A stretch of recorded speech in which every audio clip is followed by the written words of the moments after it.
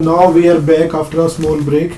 So now we will talk about how do you manage cold in Russia. Russia सबको पता है कि काफ़ी ठंडी कंट्री है, काफ़ी ठंड हो जाती है विंटर्स में.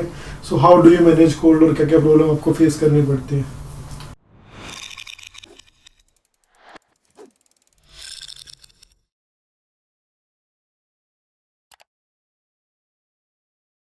ऐसी कोई मतलब खास दिक्कत थी नहीं शुरू में. जब आए थे ठंड हो रही थी तो विंटर्स के लेके आए थे कपड़े. फिर आने के बाद खरीदी थी अपनी जैकेट और बूट्स एंड ऑल. फिर उसके बाद सीनियर्स ने बताया हम टेम्परेचर पहुंचता है -35.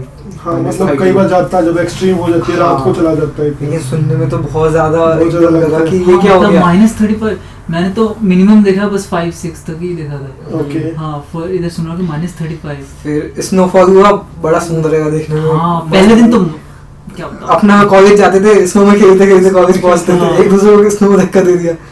फिर उसमें कॉलेज पहुंचते थे. फिर 5-6 दिन बाद डूबने लगे उससे स्नो से कि अरे यार इतनी स्नो गंदे हो जाते हैं. चाइना में दिक्कत. एक स्नो पे चलने में थोड़ा सा पैरों में दर्द होता है. और फिसलने का तो रिकॉर्ड बना रहे कुछ दोस्तों ने. मतलब कुछ दोस्त हैं हमारे मतलब छोटे मोटे वो मतलब फिसल जाते हैं. हाथ छोड़ देने कब फिसल जाएंगे चलते चलते. तो लेकिन वैसे दिक्कत नहीं हुई कोई. मतलब जब तक आप किसी क्लोज बिल्डिंग के अंदर है जब तक आपको कोई इशू नहीं तो पता ही नहीं चलता बाहर क्या टेम्परेचर है. ऐसे जैसे अभी बैठे ना मस्त एकदम ऐसे ही बैठते हैं. फिर कोई दिक्कत ही नहीं, अपना आराम से. और हीटर होते हैं ना हर जगह, तो मतलब हॉस्टल में यूनिवर्सिटी में कोई प्रॉब्लम नहीं होती है. लेकिन इसके अलावा मतलब एक जो मेन सबसे ये रहता है कि आप जब डेली कम्यूट करते हो तो सर्दियों में कैसे आप कम्यूट करते हो, मतलब पैदल जाते हो या फिर यूजुअली मतलब काफी टाइम ऐसा होता है कि स्टॉर्म जैसा हो जाता है. उस टाइम में बाहर चलना इम्पॉसिबल टाइप दिखता है. तो उस टाइम हम उबर बुला लेते हैं या फिर और उसका रेट जो है ना वो वेदर के हिसाब से जब बाहर अगर ज्यादा स्टॉर्म वगैरह हो रहा होगा तो उसका इफेक्ट लिविंग एक्सपेंस से भी पड़ता होगा. मतलब जो मंथली एक्सपेंसेस है आपका उस पे पड़ जाएगा. बट लेकिन अगर ज्यादा ही खराब होगा ना मौसम तो यूनिवर्सिटी क्लास लेट कर देगी. क्लास लेट कर 2-3 घंटे लेट कर देगी कि मौसम ठीक हो जाए तो आ जाना, कोई ऐसी दिक्कत नहीं है.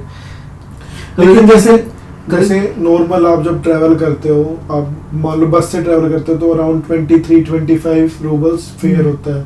अगर आप टैक्सी भी पूल करते हो 4 स्टूडेंट्स अराउंड तो अगर 150 भी टैक्सी हो रही है तो भी अराउंड आपका मतलब 35-40 के अराउंड आपका एक्सपेंस होगा. अगर सब देंगे मिलके तो कोई दिक्कत नहीं होती है. हाँ लेकिन देते नहीं है सही. कैश किसी कैश रखता है, कोई कार्ड में रखता है.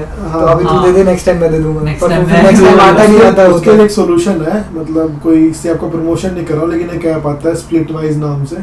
उसमें आप फ्रेंड्स को ऐड कर सकते हो, सारे बिल उसमें जिले स्प्लिट हो जाते हैं, सब कुछ आप ऐड कर सकते हो.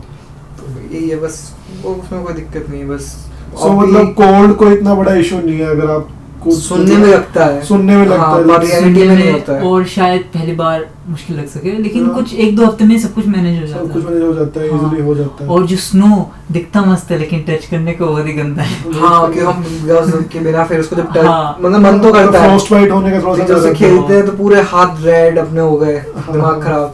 एक दूसरे के सिर पे लगा रहे, गर्दन पे लगा रहे और वो फेंक के मारते हैं होली के जैसे. सो मतलब इन जनरल देखा जाए तो स्नो और weather is not an issue. मतलब ऐसा इशू कि मतलब आप पढ़ ही नहीं पा रहे हो, आप कुछ कर ही नहीं पा रहे हो. मस्ती मजाक में निकल जाता है टाइम. बस बीच में कुछ टाइम लगता है कि स्नो क्यों हो रही है, मतलब बोर हो जाते हैं देख के, वो चीज होती है. बाकी वैसे दिक्कत नहीं होती कि रहने में दिक्कत हो रही है उसकी वजह से. ओके ठीक है.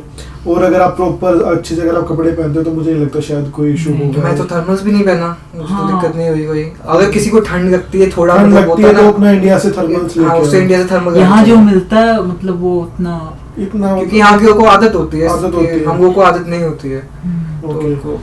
सो अब हम नॉर्मली बात करते हैं like scope of MBBS from Russia की. अगर कोई स्टूडेंट कोई मतलब रशिया से अगर एमबीबीएस करता है तो उसका क्या स्कोप है in field of medicine. So what is your take on that कि मतलब क्या स्कोप है, क्या अपॉर्चुनिटीज है स्टूडेंट्स के पास? मेरे ख्याल से तो मतलब स्कोप तो एग्जाम के ऊपर होंगे. आप मतलब जो कि आप जिस भी कंट्री में जा रहे हो उसका एग्जाम जो एग्जाम के ऊपर होता है.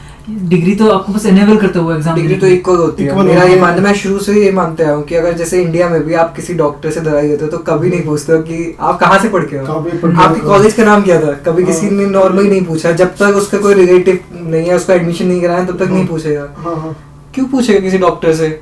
और फर्क भी नहीं पड़ता, डिग्री इक्वल होती है, जो बुक्स वहाँ होती हैं वही बुक्स यहाँ पे होती हैं, वही authors, foreign authors, Indian authors भी कई क्या फिर क्या फर्क पड़ा? सी एक्चुअली क्या है ना कि लोगों के मन में पता नहीं क्या है कि रशिया की एमबीबीएस वर्थ इट नहीं है। अगर आप रशिया में किसी एमसी रिकॉग्नाइज्ड यूनिवर्सिटी में जा रहे हो, WHO रिकॉग्नाइज्ड यूनिवर्सिटी में जा रहे हो, तो आप एलिजिबल हो। आपको अगर यूएसए में जाके आगे फर्दर पढ़ाई करनी है, जॉब करनी है, आप यूएसएमएलई एग्जाम दो, you should go for USMLE.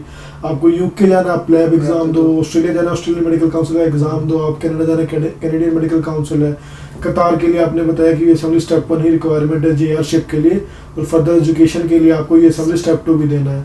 सो वो आप कर सकते हो। तो मतलब मुझे ऐसा लगता है कि अगर आप अच्छी यूनिवर्सिटी चूज करते हो तो मुझे नहीं लगता कि ऐसा कोई स्कोप वाला कोई इशू है, जब तक आप सेल्फ स्टडी कर रहे हो, आप अच्छे से पढ़ रहे हो। इसके बाद ही मुझे आपसे बोलना था कि एक्चुअली क्या है ना कि जैसे आपके फ्रेंड्स होंगे इंडिया में, मैं अपना एक्सपीरियंस शेयर करता हूँ तो बच्चों को लगता है कि मैं प्रमोशन कर रहा हूँ, ऐसा कुछ कर रहा हूँ। सो आपकी जैसे बातचीत होती है फ्रेंड्स के साथ, तो कितना क्या डिफरेंस है एमबीबीएस इन इंडिया और एमबीबीएस इन रशिया में? इंडिया में कुछ खास वैसे डिफरेंस अगर पढ़ाई के वे में करें तो मुझे नहीं लगता होगा, क्योंकि वहाँ पे भी सेल्फ स्टडी की ही बात आती है घूम फिर के, क्योंकि जो मेरे दोस्त प्राइवेट में भी पढ़ रहे हैं, गवर्नमेंट में भी पढ़ रहे हैं। प्राइवेट में क्या, प्राइवेट में पढ़ रहे हैं तो ये होता है कि प्राइवेट में पढ़ रहे हो तुम्हें सेल्फ स्टडी करनी पड़ेगी, गवर्नमेंट में पढ़े तो क्या होता है तुमने गवर्नमेंट निकाला है तो तुम सेल्फ स्टडी क्यों नहीं कर सकते हो, तो उसमें इनडायरेक्टली करनी पड़ेगी। और बस फर्क क्या पड़ता है ना सब्जेक्ट्स का, कि सब्जेक्ट्स कम होते हैं, पर लेकिन यहाँ पे जो सब्जेक्ट ज्यादा होते हैं वो कुछ ऐसे नहीं होते हैं कि मतलब मैंडेटरी नहीं होते, एडिशनल सब्जेक्ट्स होते हैं। अब एडिशनल मतलब आप स्किप करोगे वैसे नहीं है, लेकिन इसका क्या है कि मतलब कुछ वैसा एग्जाम बस सिर्फ क्लास अटेंड करोगे और कोई मतलब इन जनरल आपका लाइफ में एक्सपीरियंस ग्रो करने, जैसे इकोनॉमिक्स हो गया, नॉलेज, एक्स्ट्रा नॉलेज, इकोनॉमिक्स हो गया, फिलोसफी हो गया, साइकोलॉजी, सोशल मेडिसिन, मतलब नॉर्मल है जो आपको नॉलेज होनी चाहिए स्टूडेंट को। आई गेस लॉ हो गया, मेडिकल लॉज हो गया, मेडिकल जेनेटिक्स हो गया, ये सब हो गया। मेरा क्या मानना है कि जैसे इंडिया में आप बातचीत करते हो फ्रेंड्स के साथ तो इतना प्रेशर होता है स्टूडेंट पे, एग्जाम्स का प्रेशर, वो सब का प्रेशर, लेकिन यहाँ का जो स्टडी पैटर्न है, जो एग्जाम पैटर्न है, वो उसके बारे में आपका मतलब कैसा क्या मानना है? पैटर्न तो कुछ ऐसा होता है, पहली तो सबसे बड़ी बात जब हमारे बैच बनते हैं तो फर्स्ट जैसे हमारे यहाँ पे एक पेपर होता है आके नॉर्मल एंट्रेंस एग्जाम, हाँ वो नॉर्मल होता है, अगर तुम नीट क्वालिफाई करके आओ तो आराम से दे दो बड़ी इजीली, मतलब केमिस्ट्री बायोलॉजी तो आती है, वो भी बेसिक आती है, बेसिक एकदम जितना दे सकता है बच्चा। फिर वो हो जाता है, फिर उसके बाद ग्रुप्स में डिवाइड करते हैं बच्चों को, तो 15 से 18 बच्चों का एक ग्रुप बनता है। अभी हम इंडिया में अराउंड 45-50 स्टूडेंट्स बैठते हैं मिनिमम, वो मिनिमम है वहाँ पे।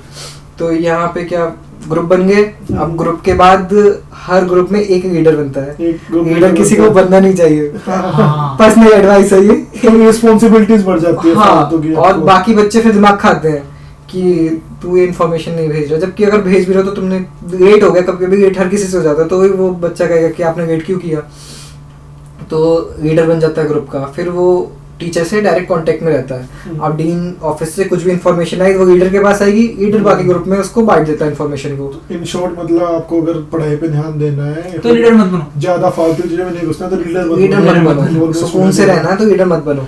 लेकिन बच्चों को आदत होती है ना पॉलिटिक्स की, मतलब चौधरी बनना है हर किसी को। तो स्टडी पैटर्न में जैसे इंडिया से आप यहाँ आते हो तो एक मुझे लगता है कि काफी बड़ा स्टडी पैटर्न में डिफरेंस एक देखने को मिलता है, उस बारे में मतलब यहाँ पे फिर हमें पूरा शेड्यूल मिलता है उसके सेमेस्टर वाइज, और सेमेस्टर का डिफरेंट है, सेकंड का डिफरेंट है, लेक्चर्स का अलग, बहुत सारे सब्जेक्ट्स हैं जो फर्स्ट सेमेस्टर में खत्म हो जाता है, बस एक सेमेस्टर के लिए लास्ट करते हैं, और सेमेस्टर के एंडिंग में मतलब जिस सब्जेक्ट में क्रेडिट हो गया बस आप मतलब उसका मतलब पास ही हो गए। और फिर क्या होता है एग्जाम्स जो है ज्यादातर एमसीक्यूज होते हैं, लेकिन एमसीक्यूज इस वे में होता है कि आपको मतलब अच्छे से पढ़ना पड़ता है, ये वो नहीं कि मतलब इक्का टक्का मार के मतलब कहीं से भी रैंडम एमसीक्यूज आ जाते हैं, कभी-कभी 2 आंसर 3 आंसर होता है कि हाँ कि आप मतलब कोई एक टॉपिक पढ़ के आप एग्जाम पास नहीं कर सकते। क्योंकि काफी सारे मैंने कोरा पे आंसर्स देखे हैं जो बोलते हैं कि रशिया से तो कोई भी पास हो जाता है इजीली, कोई भी ऐसा नहीं है, वो कर लेता है, लेकिन मुझे नहीं लगता है सब। अगर एमसीक्यूज मतलब इतना इजी होता तो नीट भी सब एमसीक्यू होता है, नीट भी सब कर लेते हैं। तो एग्जाम पैटर्न में जैसे आपका एग्जाम पैटर्न क्या है, किस तरह से आपका मोड ऑफ एग्जामिनेशन होता है? लेट्स से हम ले लेते हैं जैसे एस्ट्रोलॉजी आपकी शायद शुरू हो गई, एस्ट्रोलॉजी का कैसे टीचर एग्जाम लेते हैं? जो वो होता है हमारा मतलब रिव्यू वर्क होता है, उसमें 4 एग्जाम्स होते हैं एक साथ, एक ही दिन में। तो पहले तो एमसीक्यू होता है, फिर वो क्रिएटिव क्वेश्चन एंड आंसर्स, फिर स्लाइड्स, हाँ, फिर होता है वाइवा। ओके। तो मतलब 4 स्टेप्स से जनरली एग्जाम होता है, जबकि इंडिया में शायद ज़्यादातर एग्जाम सब्जेक्टिव ही होते हैं इंडिया में। सो आपको क्या लगता है कि मतलब जैसे इंडिया में फ्रेंड्स वगैरह से बातचीत होती है, तो एग्जाम पैटर्न, स्टडी पैटर्न यहाँ का बेटर है या फिर इंडिया का बेटर है? कंपेयर करें दोनों को, स्टूडेंट्स को लेके, मतलब प्रेशर को लेके या फिर इजीनेस को लेके, कौन सा बेटर है? प्रेशर मुझे लगता है कि यहाँ पे थोड़ा कम होता है। यहाँ पे हर जगह मतलब प्लस माइनस है, क्योंकि हम वो दूसरी कंट्री के होते हैं तो हमें इसका बेनिफिट मिल जाता है। टीचर थोड़ा हमारे संग कोऑपरेट करना चाहते हैं, हाँ वो थोड़ा सा चाहते हैं कि हमारी हेल्प कर दें, तो इसका हमें बेनिफिट मिल जाता है। इन जनरल भी यहाँ का जो एजुकेशन पैटर्न है वो काफ़ी लीनियंट है, स्टूडेंट्स के लिए फ़ायदेमंद भी, काफ़ी स्टूडेंट्स के लिए जिनको एक्स्ट्रा एग्जाम्स के लिए प्रिपेयर करने से, यूएसएमपी के लिए प्रिपेयर करना है, एमसीए के लिए प्रिपेयर करना है, काफ़ी अच्छा है, मतलब काफ़ी इनफ टाइम मिलता है बहुत। लेकिन जो बच्चे मतलब पढ़ने वाले नहीं है उनके लिए बहुत ज़्यादा लेजीनेस भी हो जाता है, मतलब कुछ करने का मन ही नहीं करता उनका, ये होता है कि लास्ट में कुछ दिन पढ़ के फिर हाँ एमसीआई के टाइम वो लोग सोच रहे हैं कि मतलब आखिरी कुछ दिन पढ़ के कर लेंगे, और शायद यही वो लोग हैं जिनका एमसीए क्लियर नहीं होता है टाइम पे।